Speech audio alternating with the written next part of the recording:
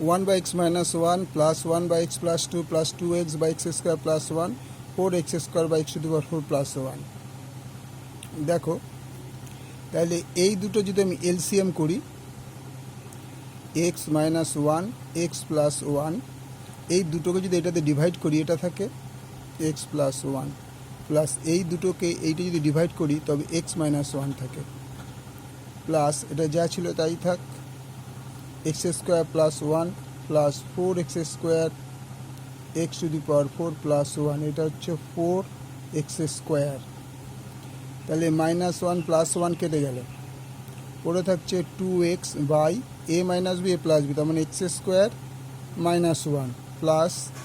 2x by x square plus 1 plus 4x square by x to the power 4 plus 1 তাহলে এই দুটো যদি আমরা এলসিএম করি x square minus 1 x square plus 1 এই দুটোকে যদি এটাতে ডিভাইড করি তাহলে এটা পড়ে থাকে তার মানে এটাতে ইন্টু করতে হবে x স্কোয়ার প্লাস 1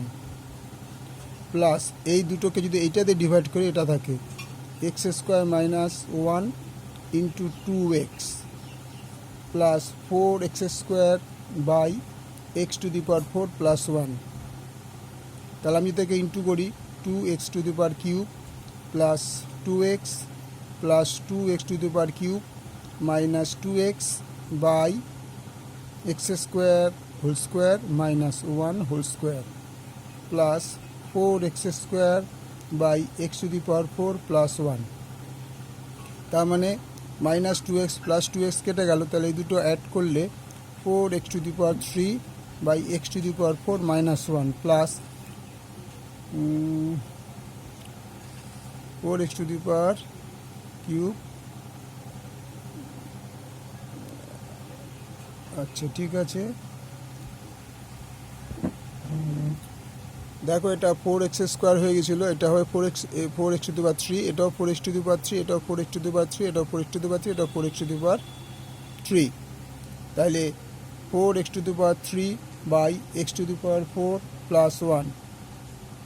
তাহলে এই দুটো দেখো এলসিএম যদি করি x to the power 4 minus 1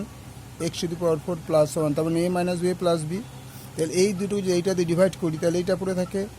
4x to the power 3 x to the power 4 plus 1 plus এই দুটো যদি এইটাতে ডিভাইড করি এটা থাকে